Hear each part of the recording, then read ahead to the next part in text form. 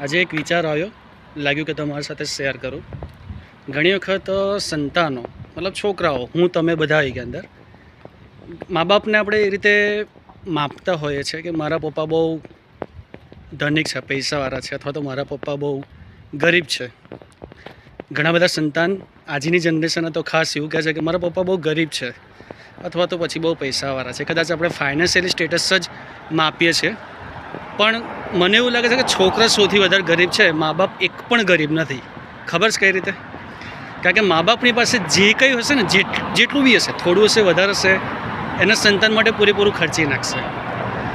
અને જ્યારે છોકરો મોટો થતો હોય છે ને, ત્યારે શું કરે ખબર છે?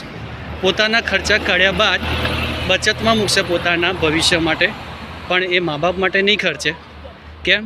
મા બાપને એમ કહેશે, પપ્પા કે મમ્મી મારે થોડા પૈસાની જરૂર હજુ છે. કદાચ માગશે ઉપરથી, એ ઉંમરે માગશે, આપવાની વાત તો દૂર નહીં રહી, બરાબર છે?